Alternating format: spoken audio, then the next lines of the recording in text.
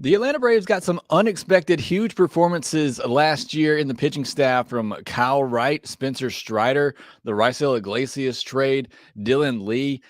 Do we see those players regress this year and perhaps the Braves pitching staff take a step back? We'll discuss that on today's episode of Locked On Braves. So let's get into it.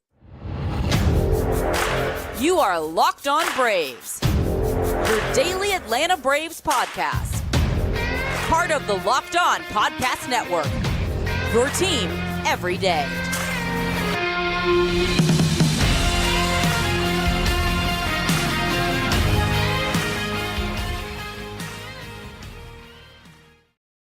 Hey, and welcome back to Locked On Braves, part of Locked On Sports Atlanta, where we cover your favorite Atlanta sports teams each and every day. I'm your host, Jake Mastriani. You can follow me on Twitter at ShortstopBall. Also, make sure you check out my website, shortstopball.com. Follow me on Twitch at shortstopball as well, where I'll be streaming games live during the season, be playing MLB The Show on there. So make sure you come and check me out. Give me a follow over there as well. Make sure you follow the podcast on Twitter at LockedOn_Braves. Send in any questions, comments, or feedback that you have for the podcast. If you're new on YouTube, please subscribe, hit that thumbs up button to help support the show. And thanks as always for making Locked On Braves your first listen of each and every day. We post episodes daily, 5 days a week, Monday through Friday, and we are free and available on all platforms. On today's episode, we're going to be doing our 2023 pitching preview for the Atlanta Braves. Yesterday, we did our hitting preview. The day before that, we did our NL East preview. So if you haven't already, make sure you go back and check those out. But on today's episode, we're going to be focusing on the pitching for the Atlanta Braves, something that was definitely a strong suit for them in 2022 and figures to be in 2023 as well. But let's start out by looking at the 2022 numbers for this Atlanta Braves pitching staff. And again, a very good pitching staff, one of the best in all of baseball, easily a top 10 pitching staff. I think you could make the case that they were a top 5 pitching staff. And team ERA, they were 5th with a 3.46 ERA. Starters were a little bit worse, ranked 9th with a 3.72. The bullpen ranked 4th with a 3.03 ERA. The team was 7th in WHIP at 1.19. Again, there, the bullpen was a little bit better, ranked 4th with a 1.14 WHIP, and the starters ranked 13th with a 1.22 WHIP. Something to keep in mind when looking at these numbers for the starters.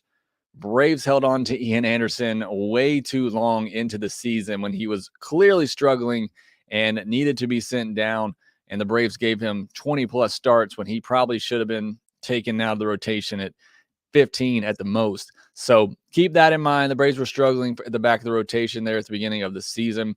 Team average against, they were 4th in all of baseball with a 226 average against. Relievers 6th with 214, starters 8th at 234. And then Ks per 9, the Braves were 2nd in all of baseball with a 9.66 K per 9. The Mets were 1st.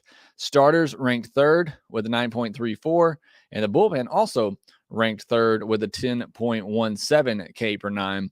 And then walks, if there's one area that the Braves pitching staff could really improve both starters and relievers, it was the walks last year.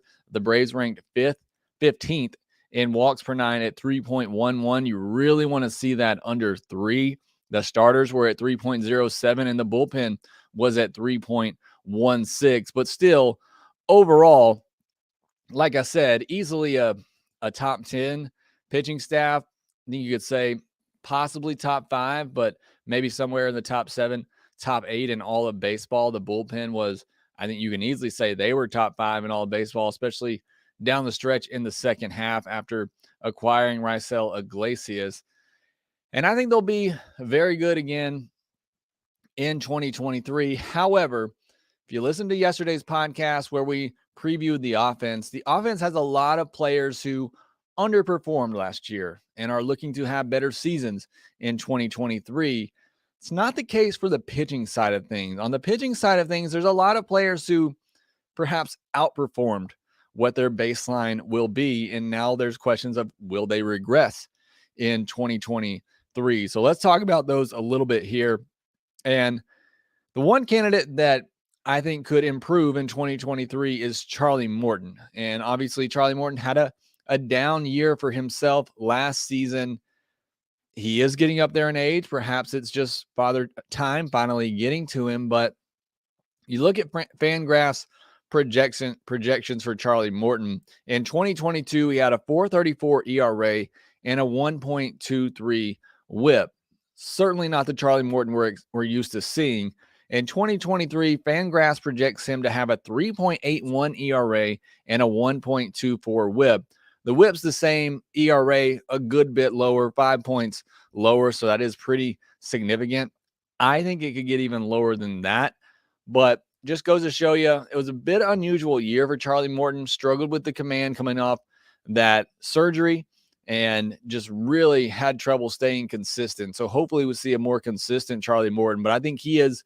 If there was one pitching candidate, whether starter or reliever, that you could point to and say, this player has a good chance of being better in 2023 than they were in 2022, I think Charlie Morton is the obvious choice. Now, as far as who could regress, pretty much everyone else. Now, I want to preface this by saying that most of the numbers I'm about to give you from FanGraphs projections, they are still really good compared to the rest of the league. These projections are just very conservative. For example, FanGraphs only projects 8 relievers to have an ERA under 3 this upcoming season. Iglesias, Minter, McHugh, and Lee all had an ERA under 3 last year. In fact, 15 relievers with at least 50 innings pitched had an ERA under 2, while 58 relievers with at least 50 innings pitched had an ERA under 3. So again, these projections are very, very conservative. However, they do project for a lot of the Braves pitchers to take a step back. Kyle Wright in particular, I've talked about the fact that he could take, a small step back, a 3.19 ERA to maybe more like a 3.5 ERA. FanGraphs goes even further than that. They project him to have a 3.94 ERA and a 1.31 WHIP. I think that's a bit drastic, but I think part of that is taking in the data that they have from Kyle Wright at the big league level. But I could see Kyle Wright taking a step back to more of a 3.5 ERA and a 1.2 WHIP kind of pitcher. Still really good middle of the rotation starter, but I could see him regressing a little bit. They have Spencer Strider regressing from what was a historic rookie season.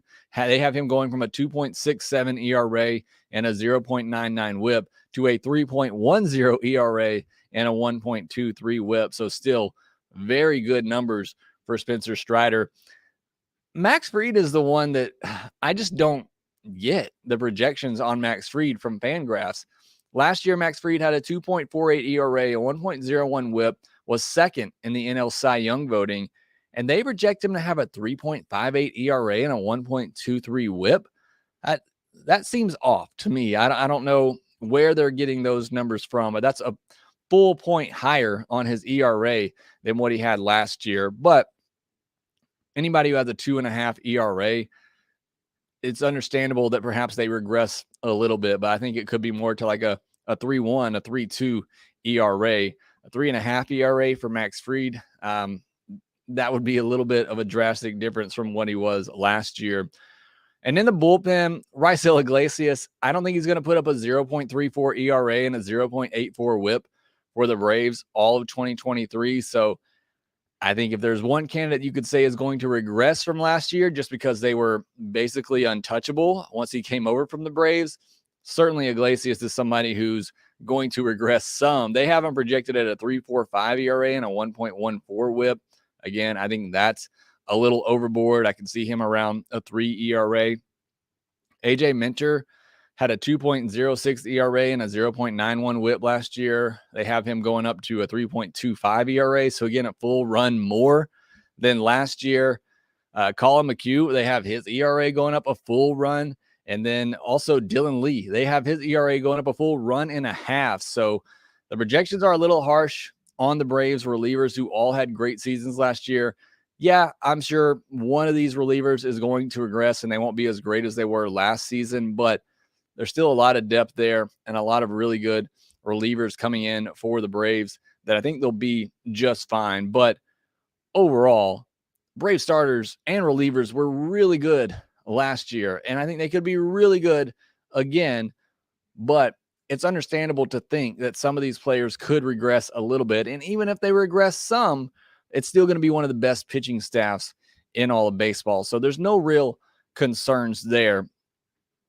But how are things going to shake out? We talked about on yesterday's podcast the news that Bryce Elder and Ian Anderson have been optioned to AAA, leaving the fifth starter race open to Dylan Dodd and Jared Schuster. Who's going to win that battle? I'll give you my projected starting rotation next. The NBA season is coming to an end. We'll have the playoffs coming soon, and March Madness begins on Thursday. So now is the perfect time to download the FanDuel app, America's #1 sports book, because new customers get a no-sweat first bet up to $1,000. That's bonus bets back if your first bet doesn't win. Just download the FanDuel Sportsbook app. It's safe, secure, and super easy to use. Then you can bet on everything from the money line to point scores and threes drained. Early bets for end-of-season awards for MLB are out as well if you would like to bet on those. Plus, FanDuel makes it even easier as you can combine your bets for a same-day parlay. So go make sure that you download the FanDuel Sportsbook app today. Don't miss your chance to get the no-sweat first bet up to $1,000 in bonus bets when you go to FanDuel.com/lockedon. That's FanDuel.com/lockedon to learn more. Make every moment more with FanDuel, an official sportsbook partner of the NBA. Already mentioned a couple times yesterday, we previewed the offense for the upcoming season. Earlier in the week, we previewed the NL East.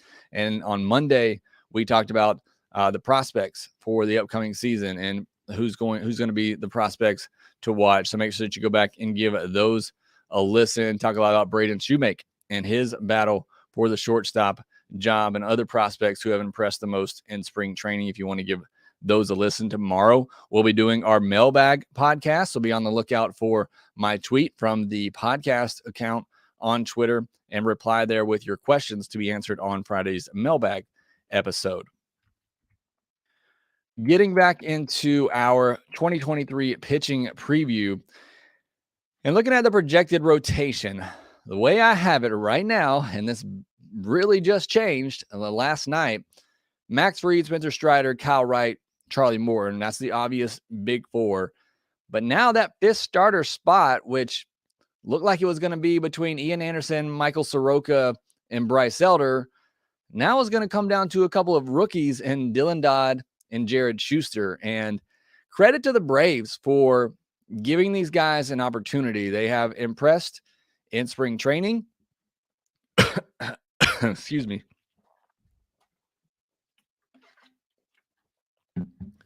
And they both deserve this opportunity to get this shot. Now, if Ian Anderson didn't have options, it'd be a different story. If Bryce Elder didn't have options, it would be a different story. But they do. And I said this, yesterday, Bryce Elder is what he is. I don't think he's getting option because he did anything bad. It's just Dodd and Schuster have shown more promise and more upside. I feel very comfortable about Bryce Elder being your fifth man. Anderson has more to work on, and Soroka just needs to get healthy. So it's down to Dodd and Schuster. I think Schuster has the edge just because he's pitched at the upper levels a little bit more and perhaps is more polished and prepared for this opportunity. But it's going to come down to how they finish spring training. It's going to be a really fun battle to watch. But I'm going with Schuster for now, but that could change at any moment. But you look at this rotation, and I mentioned a minute ago, you look at the big four, and Fried, Strider, Wright, and Morton. Those are the guys you're hoping that are going to be healthy and ready to go for the postseason this year. If you can get to the postseason with those guys at full strength, you feel really good about your chances of winning the postseason and winning a World Series. And really, you need two of those guys to be dominant. I think that's most likely going to be Fried and Strider. If Morton can get back to his old self with all the strikeouts that he can rack up, I just think that's icing on the cake and gives them another dominant type starter with a lot of experience. If you lose Fried or Strider, this could be really tough. The Braves still have enough there to get it done, but it would make things really tough in the postseason. And, I hate to put the cart before the horse, but I'm looking at the postseason and what it's going to take to win. And you need these guys healthy and ready to go. And even with the projected regression that we talked about FanGraphs projects all 4 of these guys to have an ERA under 4 and have really good seasons. So I don't want to get it twisted that even though I could see a lot of these pitchers regressing, it's still going to be one of the best rotations in all of baseball, one of the best pitching staffs from top to bottom. And again, you can win a World Series with that big 4. If they are healthy and they are playing at their highest potential, especially with the offense the Braves are going to roll out. Look, if this team is healthy, they can win a World Series. There is no doubt in my mind about that, but got to have pitching to win, and they need these guys to be healthy and fresh for the postseason. Now, you look at some of the depth in the starting rotation, Ian Anderson, Bryce Elder, who we talked about, Dylan Dodd, Schuster, whoever doesn't get that 5th spot, and then Soroka, also Colby Allard, who's injured right now. Darius Vines could be ready for an opportunity later in the year at some point. So there's still a lot of depth there. It's still, 10 or 11 deep, which is what you want. It usually takes about 11 starters to get through a season. So I feel very confident and I feel very good about the depth of the Braves starting rotation. And I feel good about the bullpen as well. Look, as things stand right now, it's Iglesias, Minter, Jimenez, Lee, and McHugh. Those are your 5 high leverage relievers that you're going to use in a game that you're winning. Those are going to be the guys that come in. Kirby Yates, we're going to talk about him more in a minute. I don't know if he deserves this spot, but he's going to get it. Lucas Olitke as another left-handed reliever is going to be in there. Jesse Chavez, I think, gets that final spot as that long reliever kind of veteran out in the bullpen. And right now I have Nick Anderson as the odd man out, but would not surprise me because, again, he has earned it, and he has earned the opportunity to be in that bullpen. It just comes down to the fact, are the Braves going to cut one of these guys that they have in order to make a spot for him? But I think he's pitched the spring like he's capable of being in a big league bullpen. So I like Nick Anderson. I was kind of on him. I love that signing when it happened, and I've loved everything that I've seen from him. But right now, I think he's the odd man looking out because I think Yates is going to be in there, and he's probably been the worst of that group so far in spring training. And we don't want to look too highly into spring training numbers for sure.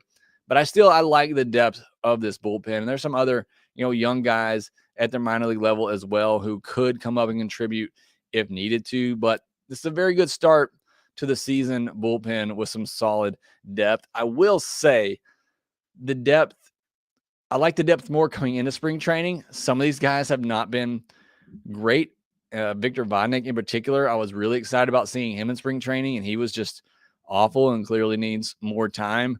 And they're just, Seth Elledge hasn't been great. They had to let go of Danny Santana. So some of that bullpen depth that I was really high on coming into spring training hasn't worked out quite as well. So that gives me a little bit of pause, but still the guys that they have, I feel very confident in them being able to get the job done.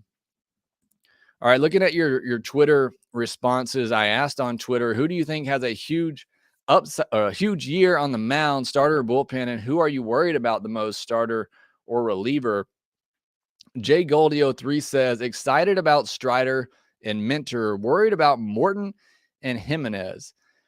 I think somebody else mentioned this, and I don't know if it's one that I included up here, but somebody else talked about Morton and the fact that perhaps he is just getting old and we're starting to see that decline. And that's the only thing that worries me about him, is if this is just his natural age progression that we're seeing. Otherwise, I feel pretty confident in him bouncing back. Jimenez has not looked great in spring training, and the guy's really had one good year as a reliever. And my thoughts about that if you heard me when I discussed that trade when it happened. I didn't love it to begin with. So I'm not going to say that I'm worried about him at this moment just based on a couple of rough spring training outings, but it certainly is on my radar. My panic meter's at about a 4 or 5 right now, and it could get elevated very quickly. Cavs Buckeyes says, against my better judgment, I see Strider as the best pitcher on the team. How much do hitters seeing your stuff more matter if it's unhittable? And I talked about this the other day in an article that Spencer Strider did, who said, look, why would I change anything? Why would I throw any other pitch until they prove that they can hit my fastball and slider? Why don't I just focus those pitches on making them the best they can be? And I love that mentality, but not everybody can do that. And not everybody can have 2 elite pitches like he has. Cavs Buckeye says, slightly concerned about Iglesias as the closer. That's more about regression to the mean than his own ability. He's one of my faves, and I agree with that. He was unhittable with the Braves last year. You can't expect that again over a full season. So I just think, as Cav says, regression to the mean for Iglesias probably comes back a little bit to earth, but I still think he's going to be very good for the Braves. Steve Lamb says, I'm a little worried about Fried. I think the looming possible free agency may be in his head. Morton is going to have a good year. I don't worry about Fried for that. The free agency thing, I don't think that's going to be a problem for him, but I can understand maybe there could be some concerns there. Coach Gordon Bombay says, huge year, Fried. He's really good at game-to-game adjustments, and I agree with that as well. I'm not worried about Fried. He's such a smart pitcher and knows how to get hitters out. He's so motivated. So I don't really worry about Fried at all. Coach Gordon Bombay also says, never been a fan of hard throwers because of injuries, so I'll say Strider. And I take that to mean worry as in you think Strider could get hurt because of the max effort. And, that's a worry with any pitcher, and especially any pitcher that throws that hard as Strider does. So I understand that as well. But other than that, I'm really not concerned about his output. If he's healthy, I think Strider's going to be one of the best pitchers in all of baseball. All right, next I want to get into Wednesday's game notes where Strider pitched and was really dominant at times, and then just kind of a weird outing for him overall. And then, as I hinted at earlier, Kirby Yates, a rough outing. Does he really deserve a spot in this Braves bullpen? We'll discuss that next. Everyone's always looking for a great fantasy game to see how they would do as the GM of a baseball team. And I have just the app for you if that's what you're looking for. Ultimate Pro Baseball GM is a mobile game that lets you manage your own professional baseball franchise to try and build a World Series champion. Manage every strategic aspect of your team, play through the season, and lead your team to glory. You're responsible for hiring the right coaches and staff, managing team finances, scouting and drafting players, managing difficult personalities, navigating your franchise through free agency, and all the ups and downs of a season. All of this is in a challenging and realistic game world. Ultimate Baseball GM is completely free and playable offline. Play on the go as you want and when you want. Locked On Braves listeners get a 100% free boost to their franchise when using the promo code Locked On in the game store. So make sure you check it out. To download the game, just visit probaseballgm.com, scan the code, or look it up on the app stores. That's probaseballgm.com. The Ultimate Baseball GM. Start your dynasty today. See if you can become the next Alex Anthopoulos. So make sure you go check that out and download the app. All right, I mentioned earlier, tomorrow we'll have our mailbag episode. So be thinking of some questions that you want to ask for that. I'll tweet out. I'll tweet from the main account sometime on Thursday afternoon. So be on the lookout for that. And you can reply with your questions. We'll answer those Thursday night live or Friday if you're watching the replay. Now, as far as Wednesday's game notes, it was kind of a weird outing for Strider, in my opinion. It seemed like he was struggling to find his command at times. He walked a batter, gave up 6 hits, but a lot of those were just really weak bloopers that dropped in. Nothing hit particularly hard against him, but then he struck out 8 batters in 3 2/3 innings. Now, I have never heard of anybody in that Astros lineup. I don't know that they sent a single starter, so spring training stats are hard to judge in particular, but especially when somebody sends a lineup like that. So I don't really know what to read in this start by Strider. One thing I do know, I have no concerns about Spencer Strider, and if he went out there and gave up 8 runs, it would not deter me from what I think Spencer Strider is going to be in 2023. So I don't really pay too much attention to guys like Strider and Fried at this point in spring training. He's ready to go. So I'm not concerned in the slightest about Strider. Not that Wednesday's outing was bad by any means. He struck out 8 batters in 3 2/3 innings, but it's just not a player that I'm really concerned overall about the stats.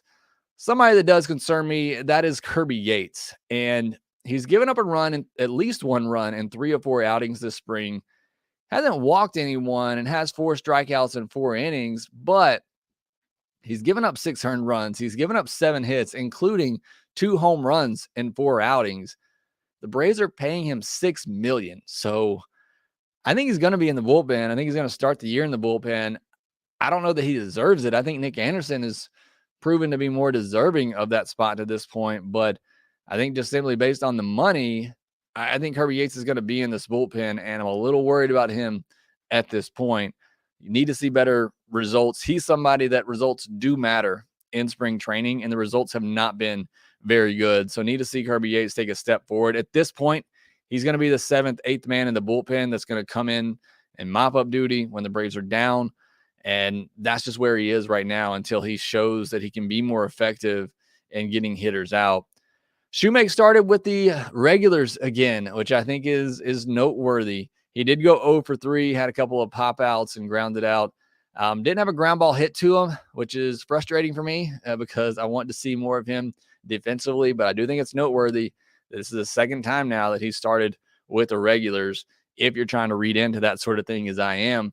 Rough day for Kevin Pillar, over 3 with 2 strikeouts, a bobble on a ground ball, avoided a possible double play. And he actually ended up getting an RBI on that.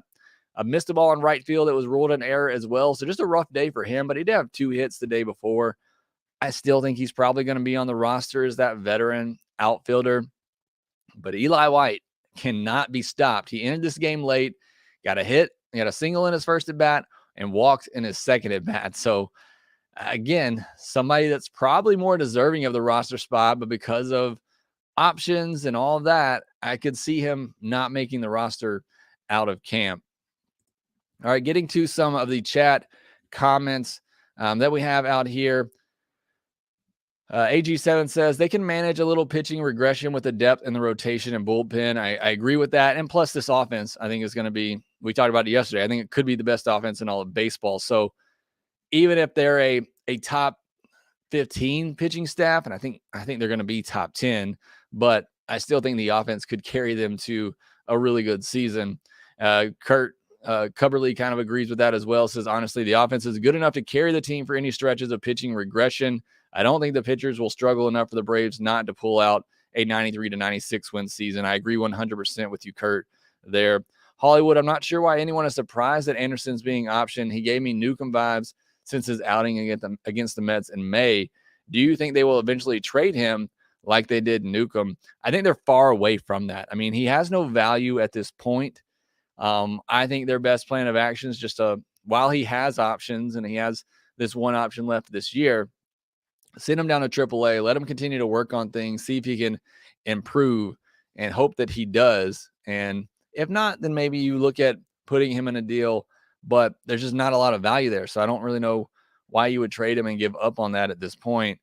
Yes, Chandler, USA game is starting. I'm still trying to catch up on the Dominican-Puerto Rico game before I watch the US game. So no spoilers, please, in the chats.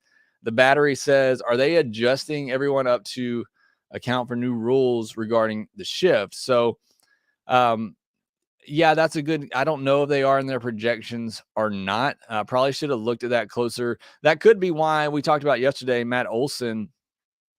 They had him having a much higher OPS than he had last year. So I would say they probably are accounting for the new rules regarding the shift. One Iron Lung says, the thing that makes me more comfortable with Morton is there isn't a situation in baseball that he hasn't pitched in. Big games, small games, it doesn't matter. Yeah, I don't worry about the temperament of Charlie Morton. I think he'll be fine. It's just whether he can physically do it anymore at his age, you know, coming off that injury, which now we're further removed from it. So hopefully he is. But I don't worry about the mentality of Morton at all. And I think it's a big reason why the Braves signed him back for $20 million, because they want him there as that leader. AG7 says Schuster and Dodd being left-handed pitcher is a nice bonus. Yeah, it's good to have another lefty in the rotation with Max. Samuel Riley, I remember when our rotation was just Max and Ian. Yeah, again, I don't want this headline, and look, that headline's meant to draw people into the podcast, but this rotation is going to be good. This pitching staff is going to be good. There are many teams that would love to have the problems that the Braves have, quote unquote, problems that the Braves have in the pitching staff. One Iron says, why not roll with 6 starters and give everyone plenty of rest? Other teams have done it. Any thoughts on that? We've discussed that throughout the offseason. I've said if you have 6 starters you really believe in, and look, if Schuster and Dodd both look good, you want to roll with both of them, then maybe give it a go and keep these guys rested. As I said at the very top, when it comes to the postseason, you want Fried ready. You want Strider fresh and ready. You want Kyle Wright, Charlie Morton fresh and ready to go for the biggest games of the year. And if it means having a 6-man rotation for a little while, it has to be 6 guys that you trust that can help you win a game, though. And if they have that, then I'm okay with going with a 6-man rotation. And look, Schuster and Dodd may both get a chance out of camp anyway if Wright doesn't progress or if he has another little hiccup. So that stuff's going to happen throughout the year. We're going to see all these guys. Samuel Riley also says, can't hide Yates in bullpen like they do hitters. Got to cut them. That's a $6 million cut, my friend. I don't think they're going to do that. They're at least going to give him a shot, early in the season. AG7, Nick Anderson has looked way too good. Yates might need an inflammation IL stint because he's looked terrible going back to last year. And yeah, maybe we do see him go on the IL and we see that phantom IL situation. But I do agree, Nick Anderson needs to be up there. Mass Boost says Morton's xFIP was the 11th best in baseball from June 1st on last year. I would think there's little to worry about. Yeah, again, you look at the metrics for Morton, everything was there for him to be good. It's just the hit batters, the walks, the command, leaving his pitches up in the zone. And when he got hit hard, but the strikeout numbers were still there. The spin rates were still there. All that still looks good for Morton to have a good season in 2023. Samuel, I don't want to see anything about the World Baseball Classic, so I'm going to skip over that as I'm trying to catch up on these games. All right, so that's going to be it for this podcast. Appreciate you so much for joining, whether live or watching the replay. Thank you so much for making Locked On Braves your first listen of each and every day. We'll be back tomorrow for the mailbag episode, so be ready for that and submit your questions on Twitter.